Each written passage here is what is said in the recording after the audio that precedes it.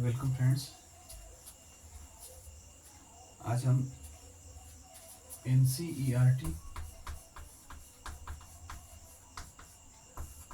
Class 10th CBSE chapter number 1 real numbers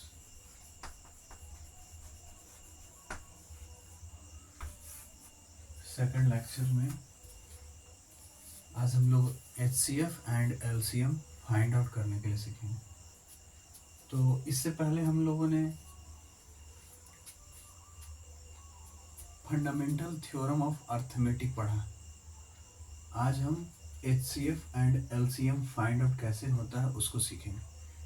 तो जो इसका कॉन्सेप्ट है पहले उसको बता देते हैं, इसके बाद हम एक क्वेश्चन से इसको सीखेंगे।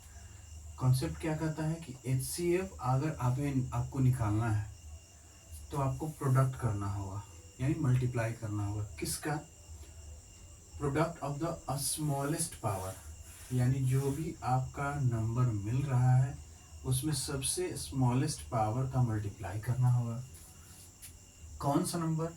Of each common factors, common prime factors, यानी कि जो नंबर हमें रहेंगे उसका हमें प्राइम फैक्टराइजेशन करना होगा।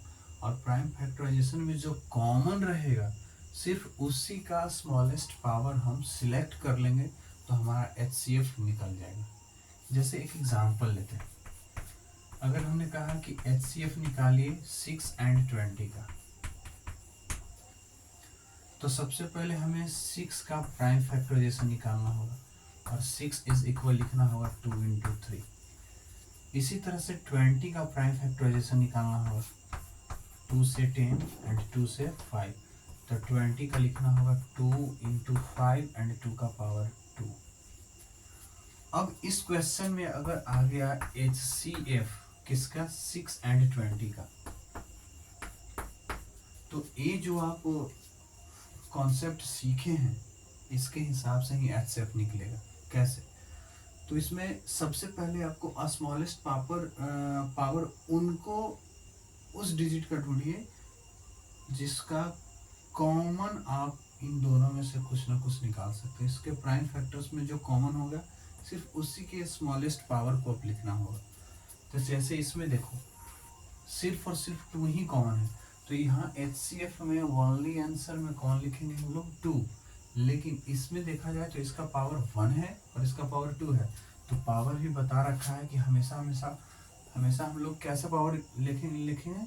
हमेशा स्मॉलेस्ट पावर लिखेंगे। इसलिए इसका फाइनल आंसर कितना निकल कर आया दोस्तों? 2।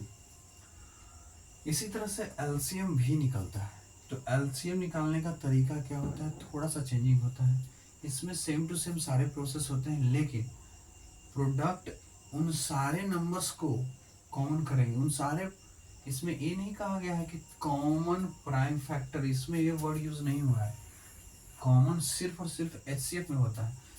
LCM में कोई कॉमन होने का जरूरत नहीं है। मतलब कॉमन हो तो आप एक ही टाइम्स लिखेंगे उसे, लेकिन अगर कोई कॉमन नहीं है तो आप सारे के सारे फैक्टर्स को लिखेंगे। इसीलिए लिखा गया है product of the greatest of each prime factors involved in the numbers. जैसे इन दोनों में देखा जाए, अगर इन दोनों का आपको LCM निकालने की जरूरत आ जाए, यानी कि HCF निकल गया है 2, लेकिन अगर LCM निकालने की बारी आ जाए तो देखेंगे वहाँ था 6 बराबर 2 into 3 and 20 is equal to 2 का पावर 2 इंटू 5। तो LCM में देखा जाए तो सर कॉमन तो हो रहे हैं 2, तो हम 2 लिख दिए। प्रोडक्ट के फॉर्मेट में लिखना है और कौन है, तो इसमें कॉमन के फेयर में नहीं रहना है। सारे प्राइम फैक्टर्स जो कॉमन हो गए उसे तो लिख देना है, लेकिन जो प्राइम फैक्टर्स मिल रहे हैं उन सबको लिखना है। जैसे 3 भी मिले हैं, 5 भी मिले, और इन सबों में जो कॉमन हुआ है उसका पावर कौन सा लेना है? ग्रेटेस्ट।